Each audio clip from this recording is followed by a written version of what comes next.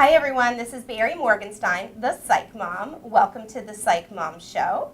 I'm here to introduce you to Dr. Terri James. Hopefully you've already met her in our part 1 of Kindergarten Readiness. She is an amazing member of our Mom Squad. She is a psychologist and a mom. She's fabulous at both of them. So in our first episode together, we talked about what is kindergarten readiness and what are things that parents need to look for in determining if their child is ready for kindergarten.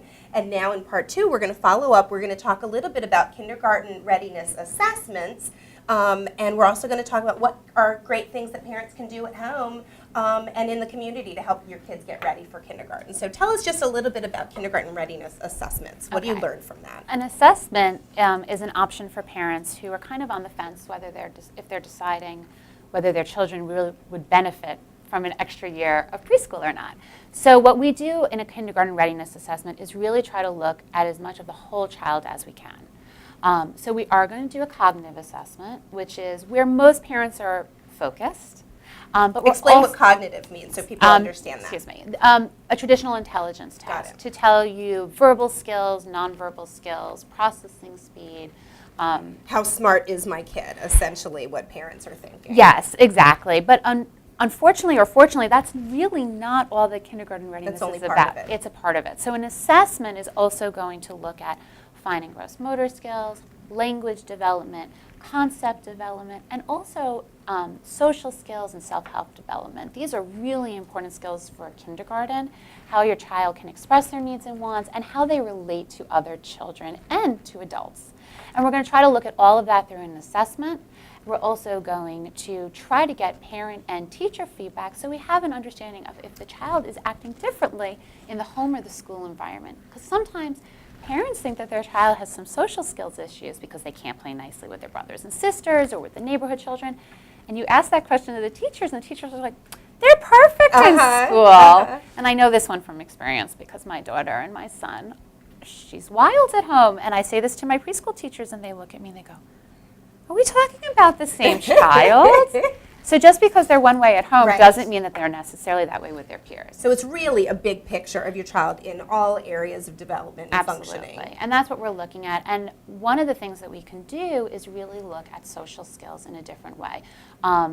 We can look at how your child is able to read other children's social responses and how they react in different social situations. And that also can give you a little more insight to their social skills rather than just how they are on the playground or how they are on the swing set.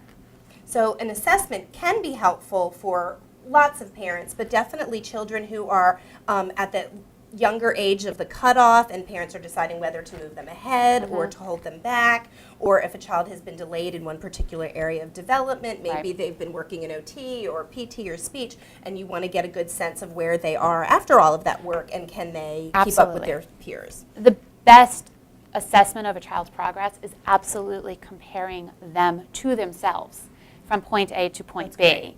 Absolutely, without a doubt, and especially if you've had a child who's been in early intervention or who's been getting special education services or therapy services, you want to compare that child to themselves.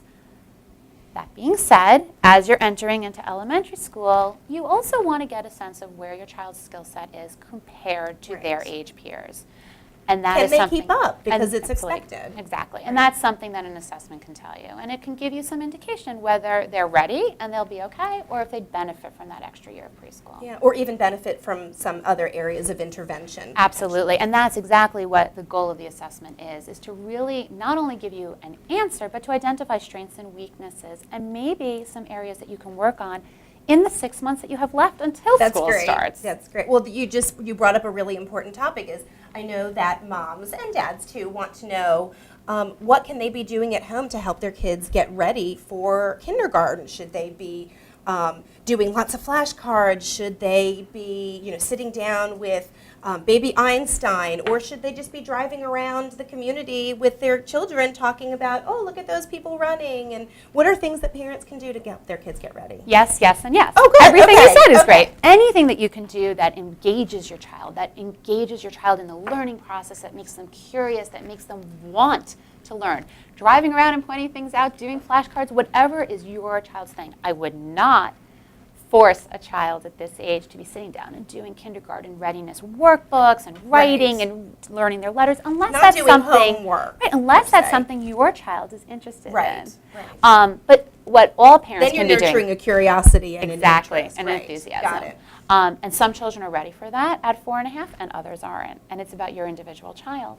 But all parents can be reading to their children, engaging their children, even if their children aren't reading, in books and pictures and storytelling, going outside the story, relating it to real life.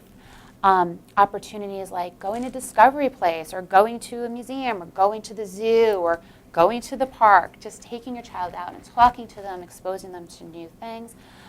Also, setting up some structure and some routines in your house is a really great start before elementary school so that your child knows how to follow those routines. Okay, when you wake up in the morning, you get dressed from the clothes Mommy laid out for you, and then you have breakfast, and then we brush your teeth.